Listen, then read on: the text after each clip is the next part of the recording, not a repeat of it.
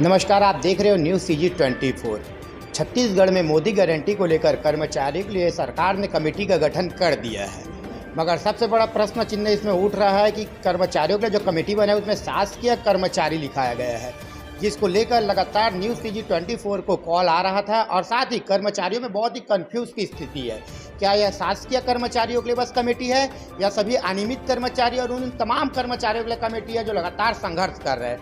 हम इन्हीं सब समस्याओं का निवारण करने के लिए और आखिर ये कमेटी है क्या शासकीय कमेटी, उसके लिए हम सीधे जुड़ेंगे छत्तीसगढ़ संयुक्त अनियमित कर्मचारी महासंघ के प्रदेश अध्यक्ष रवि गढ़पाले जी से। सर, सबसे पहले हम आपका स्वागत करते हैं न्यूज़ CG24 में। जी, बहुत बहुत धन्यवाद। सर, अभी कमेटी बना है मोदी गारंटी को लेकर सरकार द्वारा कर्मचारियों के लिए, लेकिन वो सबसे बड़ा प्रश्न चिन्ह ये उठ रहा है कि उसमें शासकीय कर्मचारी लिखाया गया है, मतलब उसको लेकर आप क्या कहेंगे? जी, मैं बताना चाहूँगा कि हमारे साथी जो कि आपके चैनल के माध्यम से हमारी बातों को समझते हैं, सुनते हैं और उस पर अमल करते हुए आगे की प्लानिंग और रणनीति भी हम बनाते हैं।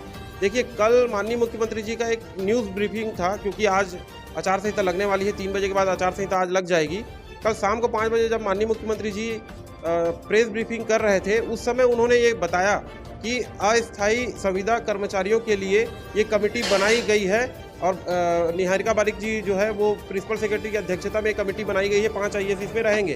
तो बहुत सारे साथी का ये संशय था, जब कमेटी का आदेश आया तो उसमें शासकीय कर्मचारियों के लिए कमेटी बनाई गई है।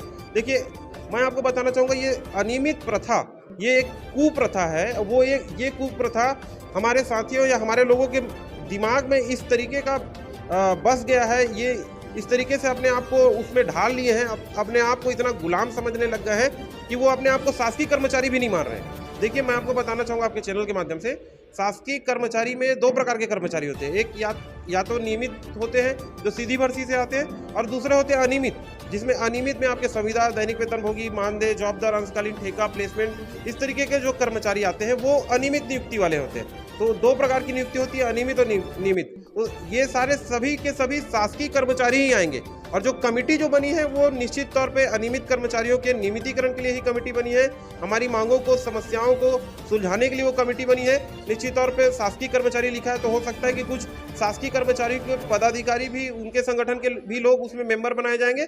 लेकिन मूल रूप से अगर आप घोषणा पत्र को उठा के देखेंगे तो उसमें अनियमित कर्मचारियों के लिए 100 दिन के भीतर कमेटी बनाया जाने का और उसमें अनियमित कर्मचारी संगठन के पदाधिकारी को मेंबर बनाने का स्पष्ट रूप से मोदी की गारंटी में लिखा हुआ था।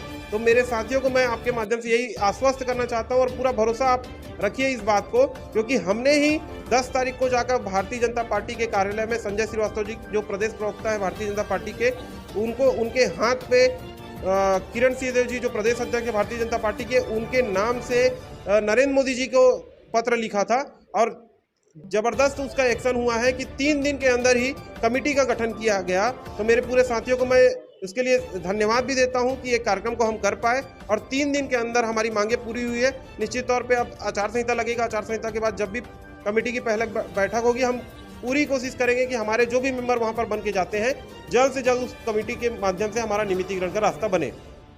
सर, तो मतलब जो कर्मचारियों में जो संशय है कि यह जो कमेटी बना सिर्फ सरकारी कर्मचारी, कहीं ना कहीं कल मुख्यमंत्री जी का बयान भी सामने आया, यानी कि कर्मचारियों को हड़बड़ाने की अब कोई ज़रूरत नहीं है। नहीं, एकदम निश्चिंत रहिए। वो जो कमेटी बनी है वो अनियमित कर्मचारियों के लिए ही कमेटी बनी है, उनके नियमितीकरण के लिए ही कमेटी बनी है। और मोदी की गारंटी अगर देखा जाए तो आप अच्छे से अगर उसको उठा के देखेंगे तो वो उसमें मेंबर भी अनियमित कर्मचारी संघों के पदाधिकारी को बनाने की बात कही। तो कहीं पर भी किसी को संशय होने की बात नहीं है। शासकीय कर्मचारी जहाँ पर लिखा है तो हम सारे लोग शासकीय कर्मचारी हैं। हमारी नियुक्ति का प्रकार अलग अलग है, ये बात को समझना होगा। मैं वही बताना चाहता हूँ, हमारे लोग इस तौर पे मानसिक गुलाम हो चुके हैं, इस कुप्रथा के इतने मानसिक गुलाम हो चुके हैं कि अपने आप को अब शासकीय कर्मचारी नहीं मानते। अब कई लोग मैं देखता हूँ वो अपने आप को अनियमित कर्मचारी नहीं मानते, बोलते हैं कि मैं दैनिक वेतनभोगी हूँ, मैं प्लेसमेंट में हूँ, मैं संविदा में हूँ, इस तरीके से अलग अलग मानते हैं। भाई, आपकी नियुक्ति अनियमित नियुक्ति है। आपको नियमितीकरण की लड़ाई लड़नी है तो पहले आपको पूरी तरह से अनियमित होना होगा, उसके बाद आपकी नियमितीकरण की लड़ाई वहां से शुरू होगी।